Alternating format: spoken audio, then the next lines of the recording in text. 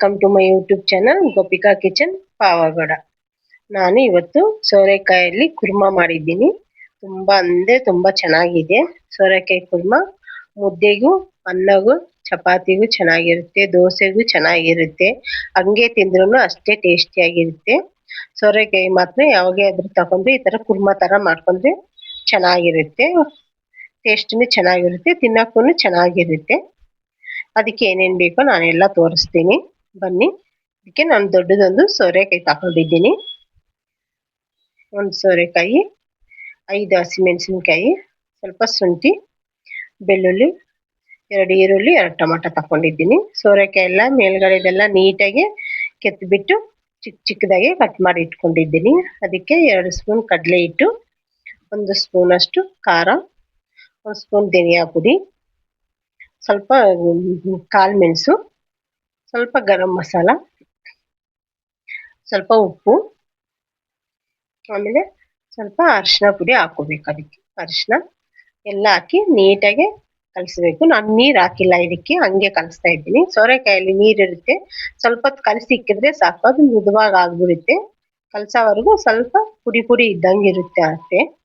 ಕಲಸಿ ಒಂದು 5 ನಿಮಿಷ ಸೈಡಿಗೆ ಬಿಟ್ಬಿಟ್ಟಿದ್ದೀವಿ ಅಂದರೆ ಸಾಕು, ಸ್ಮೂತ್ ಆಗಿಬಿಡುತ್ತೆ. ನೋಡು, ಎಲ್ಲ ನೀಟಾಗಿ ಕಲಸಿದ್ದೀವಲ್ಲ.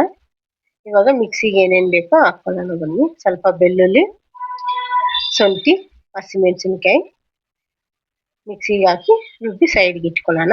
ಆಮೇಲೆ ಒಂದು ಬಾಣಲಿ ಇಟ್ಕೊಬಿಟ್ಟು ಅದಕ್ಕೆ 1-2 ಸ್ಪೂನ್ ಆಯಿಲ್ ಹಾಕೊಳ್ಳೋಣ. ಸೋರೆಕಾಯಿ ಕಡಲೆ ಹಿಟ್ಟು ಹಾಕಿದ್ದೀವಲ್ಲ, ಅಂಟ್ಕೊಳ್ಳುತ್ತೆ, ಅದಕ್ಕೋಸ್ಕರ ಸ್ವಲ್ಪ ಆಯಿಲ್ ಜಾಸ್ತಿ ಹಾಕಬೇಕು. ಆಯಿಲ್ ಬಿಸಿ ಆದಮೇಲೆ ಇದು ಕಟ್ ಮಾಡಿ ಇಟ್ಟು ಎಲ್ಲ ಹಿಟ್ಟು ಕಲಸಿಕ್ಕಿಂದಿದ್ದಲ್ಲ ಸೋರೆಕಾಯಿ ಎಲ್ಲ ಹಾಕ್ಕೊಬಿಟ್ಟು ನೀಟಾಗಿ ಕೆಳಗಡೆ ಮೇಲ್ಗಡೆ ಅನ್ಬೇಕು, ಇಲ್ಲಾಂದ್ರೆ ಅದು ತಲ ಅಂಟ್ಕೊಳ್ಳುತ್ತೆ. ಇದ್ರಲ್ಲಿ ನೀರು ಬಿಟ್ಕೊಳುತ್ತಲ್ಲ, ಅದಕ್ಕೋಸ್ಕರ ಜಾಸ್ತಿ ತಲ ಅಂಟ್ಕೊಳ್ಳಲ್ಲ. ಎಲ್ಲ ನೀಟಾಗಿ ಫ್ರೈ ಮಾಡ್ಕೋಬೇಕು. ಆಲ್ಮೋಸ್ಟ್ 3/4 ಭಾಗ ಬೆಂದಿರುತ್ತೆ ಇದರಲ್ಲೇ. ಬೆಂದ ಮೇಲೆ ಆ ಸೈಡಿಗೆ ತೆಗಿಬೇಕು. ಕಡಲೆ ಹಿಟ್ಟು ಎಲ್ಲ ಹಸಿ ಸ್ಮೆಲ್ಲೆಲ್ಲ ಹೋಗಿರ್ಬೇಕು, ಅದುವರೆಗೂ ಚೆನ್ನಾಗಿ ಫ್ರೈ ಮಾಡ್ಕೋಬೇಕು. ನೋಡು, ಅರ್ಧಕ್ಕರ್ಧ ಕಮ್ಮಿ ಆಗುತ್ತೆ. ಸ್ವಲ್ಪ 3/4 ಭಾಗ ಬೆಂದ್ಮೇಲೆ ಎಲ್ಲ ನೀಟಾಗಿ ತೆಗೆದ್ಬಿಟ್ಟು ಬೇರೆ ಕಡೆ ಒಂದು ಬಾಣಲಿಗೆ ಸರ್ವ್ ಮಾಡ್ಕೊಳ್ಳೋಣ. ಸರ್ವ್ ಮಾಡ್ಕೊಂಡು ಮತ್ತೆ ಅದೇ ಬಾಣಲಿಗೆ ಮತ್ತೆ 1.5 ಸ್ಪೂನ್ ಅಷ್ಟು ಆಯಿಲ್ ಹಾಕ್ಕೊಬಿಡೋಣ. ಆಯಿಲ್ ಹಾಕ್ಕೊಬಿಟ್ಟು ಆಯಿಲ್ ಬಿಸಿ ಆದಮೇಲೆ ಸ್ವಲ್ಪ ಸಾಸಿವೆ ಕಾಳು, ಆಮೇಲೆ ಸ್ವಲ್ಪ ಈರುಳ್ಳಿ, ಅದಕ್ಕೆ ಸ್ವಲ್ಪ ಕರಿವೇಪಾಕು ಎಲ್ಲ ಹಾಕ್ಕೊಬಿಟ್ಟು ಚೆನ್ನಾಗಿ ಗೋಲ್ಡನ್ ಕಲರ್ ಬರೋ ಥರ ಫ್ರೈ ಆದಮೇಲೆ 2 ಟೊಮೊಟೊ ಚಿಕ್ಕದಾಗಿ ಕಟ್ ಮಾಡ್ಕೊಂಡಿದ್ದೀವಲ್ಲ, 2 ಟೊಮೊಟೊನೂ ಹಾಕ್ಕೊಬಿಟ್ಟು ಟೊಮೊಟೊನು ಚೆನ್ನಾಗಿ ಮೆತ್ತಗಾಗೋವರೆಗೂ ಫ್ರೈ ಮಾಡ್ಕೋಬೇಕು. ಆಮೇಲೆ ನಾವು ರುಬ್ಬಿಟ್ಕೊಂಡಿರೋದು ಮಸಾಲೆ ಇರುತ್ತಲ್ಲ, ಅದ್ರ ಜೊತೆಗೆ ಸ್ವಲ್ಪ ನೀರು ಹಾಕ್ಕೋಬೇಕು, ಇಲ್ಲಾಂದರೆ ಕೆಳಗಡೆ ತಲೆ ಎಲ್ಲ ಅಂಟ್ಕೊಳುತ್ತೆ. ಎಲ್ಲ ನೀಟಾಗಿ ತಿರ್ಸ್ಕೊಬಿಡೋಣ. ಕೆಳಗಡೆ ಮೇಲ್ಗಡೆ ಎಲ್ಲ ಟೊಮೊಟೊ ಮಸಾಲೆ ಎಲ್ಲ ತುಂಬ ಸ್ಮೂತಾಗಿ ಆಗಬೇಕು, ಆದರೆ ಆವಾಗ ಚೆನ್ನಾಗಿರುತ್ತೆ.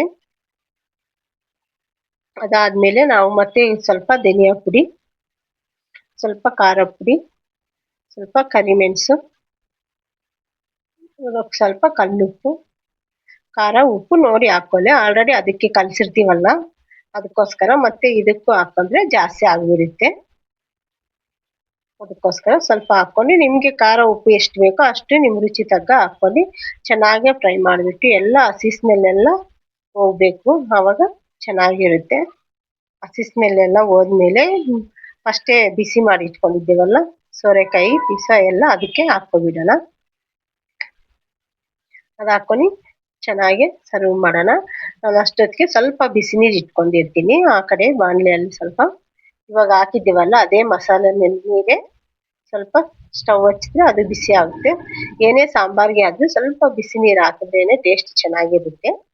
ಸ್ವಲ್ಪ ನೀರು ಹಾಕ್ಕೋಬೇಕು, ಯಾಕಂದರೆ ಇಲ್ಲಾಂದರೆ ತಳ ಅಂಟ್ಕೊಬಿಡುತ್ತೆ ಜಾಸ್ತಿ ಆದರೆ.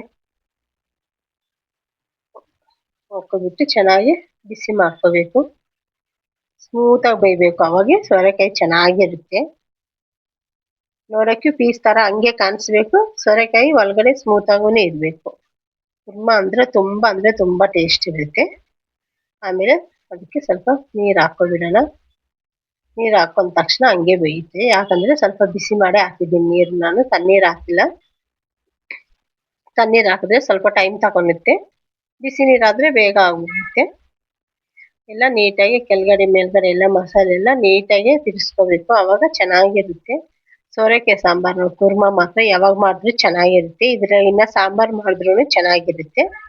ಸ್ವಲ್ಪ ಪ್ಲೇಟ್ ಮುಚ್ಚಿ ಒಂದು 5 ನಿಮಿಷ ಬಿಟ್ಬಿಟ್ರೆ ಸಾಕು, ಕುರ್ಮ ರೆಡಿ ಆಗುತ್ತೆ. ಲಾಸ್ಟಲ್ಲಿ ಕೊತ್ತಂಬರಿ ಸೊಪ್ಪು ಹಾಕಿದ್ದೀವಂದರೆ ಕುರ್ಮ ರೆಡಿ ಆಗಿದೆ ಅಂತ ಲೆಕ್ಕ ಅಷ್ಟೇ.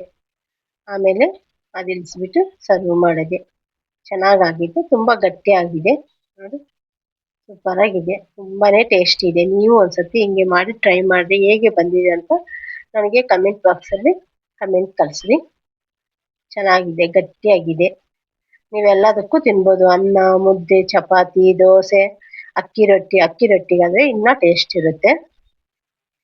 ಆಮೇಲೆ ಅದ್ರ ಜೊತೆಗೆ ಚಪಾತಿ ನಾನು ಮೊನ್ನೆ ಮಾಡಿದ್ದೀನಿ, ನಮ್ಮ ಚಾನಲಲ್ಲಿ ಇದೆ ಮೆಂತ್ಯ ಚಪಾತಿ ಇನ್ನೂ 2 ಉಳಿದಿತ್ತು, ಅದು ಬಿಸಿ ಮಾಡಿ ಹಂಗೆ ತಗೊಂಡಿದ್ದೀನಿ. ಅದ್ರ ಜೊತೆಗೆ ಸ್ವಲ್ಪ ಅನ್ನ. ಚೆನ್ನಾಗಿದೆ ಅಲ್ಲ, ತುಂಬ ಟೇಸ್ಟಿಯಾಗಿರುತ್ತೆ. ನೀವು ಒಂದ್ಸತಿ ಮಾಡಿ ಟ್ರೈ ಮಾಡಿರಿ. ನನ್ನ ಚಾನಲ್ ಯಾರಾದರೂ ಹೊಸ್ದಾಗಿ ನೋಡೋರಿದ್ರೆ ಸಬ್ಸ್ಕ್ರೈಬ್ ಮಾಡ್ಕೊಳ್ಳಿ. ಓಕೆ, ಬಾಯ್.